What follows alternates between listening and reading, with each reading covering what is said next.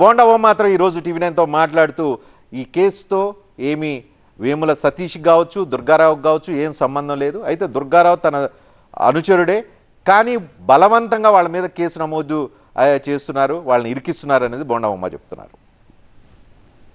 Vemula Durgarao Telugu Desam party కార్యకర్త అనే దాంట్లో మీకు ఎటువంటి డౌట్ లేదు, మేము కాదని అనే ప్రసక్తి లేదు. కానీ దుర్గారావుకి సంఘటనకు సంబంధం లేదు. సీఎం మీద రాయి అనేది బుద్ధున్నోడు ఎవడు నేస్తాడండి, తెలివి ఉన్నోడు ఎవడు నేస్తాడండి?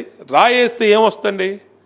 దేనికి వస్తుంది? రాయేస్తే ఏమన్నా ప్రమాదం జరిగి వీళ్ళు మాట్లాడుతున్నట్టు గులకరాయికి చచ్చిపోయిన వాళ్ళు ప్రపంచంలో ఎవడన్నా ఉన్నాడా? గులకరాయి తగిలి చచ్చిపోయిన వాళ్ళు ప్రపంచంలో, ఆంధ్రాలో కాదు, భారతదేశంలో కాదు, నేను అడిగేది ప్రపంచంలో ఎవరు ఉన్నారని అడుగుతా ఉన్నా. అంటే విచిత్రమైనటువంటివన్నీ కూడా వైసీపీ నాయకులు మాట్లాడుతున్నారు. ఇవాళ వెల్లంపల్లి అనే వాడికి కాలుకి రాయి తగిలితే సీఎం రాయి, తలకు తగిలిన రాయి వీడు కన్ను కట్టాడు.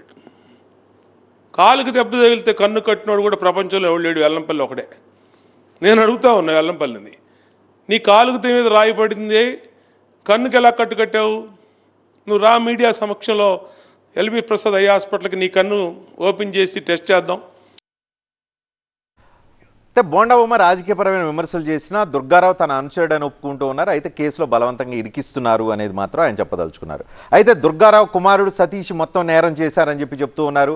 A2 ఎవరనే విషయాన్ని పోలీసులు ఇంకా తేల్చలేదు. అది దుర్గారావుని చేస్తారా, లేకపోతే దుర్గారావు చెప్పి సతీష్తో చేయించారా, లేకపోతే బోండా ఓం చెప్పి చేయించారా అనే విషయానికి సంబంధించిన ఫర్దర్ ఇన్వెస్టిగేషన్ ఏం జరుగుతుంది అనేది కీలక అంశంగా మారబోతుంది. అయితే గులకరాయితో హతమొందించడం సాధ్యమవుతుందని బోండా ఓం ప్రశ్నిస్తున్నారు. పోలీసులు మాత్రం గులకరాయి జేబులో పెట్టుకొని ఒక బలమైన పదునైన రాయిని జేబులో పెట్టుకొని వచ్చి జగన్మోహన్ రెడ్డిని హతమొందించడానికి ప్రయత్నం జరిగిందనే విషయాన్ని నిందితుడు చెప్పినట్లుగా రిమాండ్ రిపోర్ట్లో ప్రస్తావించారు. సో ఒకవైపు రాజకీయ రచ్చ, ఇంకోవైపు ఇన్వెస్టిగేషన్, కేసుకు సంబంధించిన వివాదం రెండు ప్యారలల్గా నడుస్తున్న పరిస్థితి కనిపిస్తుంది. ఇక రాజకీయపరమైన వివాదానికి సంబంధించి వైసీపీకి సంబంధించిన విజయవాడ స్థానిక నాయకులు కూడా బోండా ఓంపై అదే స్థాయిలో ఆరోపణలు చేస్తున్న పరిస్థితి కనిపిస్తుంది.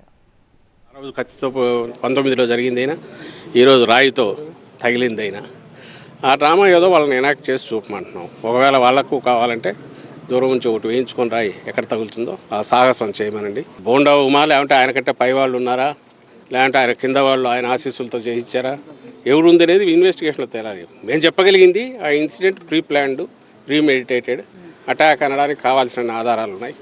అది ప్రీ ప్లాన్డా ప్రీ మెడిటేటెడ్ అనే ఆధారాలు ఉన్నప్పుడు దానికి తగిన మోటివ్ ఎవరుకుంటుంది అనుకున్నప్పుడు పలానా వాళ్ళు ఉండొచ్చని భావించినాము.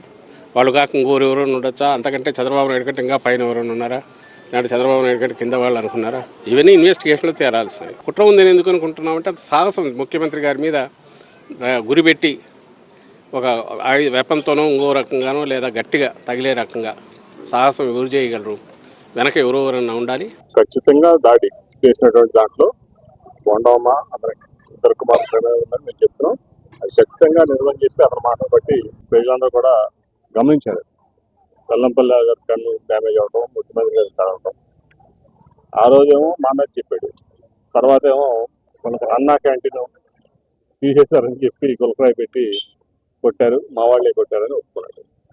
అట్లాగే ఏదో డబ్బులు ఇవ్వాలి, డబ్బులు ఇస్తాను తీసుకొచ్చారు, ఆ డబ్బులు లేదని కొట్టారని. అంటే అతని మాటల్లో కాంట్రడిక్షన్. అతను రోజుకో మాట మాట్లాడుతున్నాడు. ఎందుకంటే అతను చేసింది అతనే చేశాడని అతను తెలుసు, అతనే చేయించాడని అతను తెలుసు. బోండా ఓం కూడా మొట్టమొదటిలో ఈ ఘటన జరిగినప్పుడు ఏమన్నాడంటే వెస్ట్ కాన్స్టిట్యున్సీ నుంచి రౌడీ షీటర్లను తీసుకొచ్చి ఆయననే రాయించుకున్నాడని చెప్పి అన్నాడు. ఎందుకంటే ఆయన మాటలే వినండి, వేరే అక్కల్లా. మొన్నే మాట్లాడాడు, నిన్నే మాట్లాడాడు, రేపే మాట్లాడాడు. బోండా ఓం నీకు బుద్ధి జ్ఞానం ఉందరా? ఎవడైనా కంటి మీద వేయించుకుంటారా బాబు? ఎవడైనా కంటి మీద వేయించుకుంటారా? నీకు అసలు మానవత్వం లేదా? దుర్మార్గంగా నువ్వు ఓడిపోతావని తెలుసు నీకు. ఎందుకంటే ప్రజల్లో నీకు పూర్తి వ్యతిరేకత ఉంది. నీకు రౌడీజం చేస్తావని, గోండాయిజం చేస్తావని, భూ కబ్జాలు చేస్తావని చెప్పని ఏ ఒక్కడు కూడా నేను దగ్గర రానివ్వట్లా.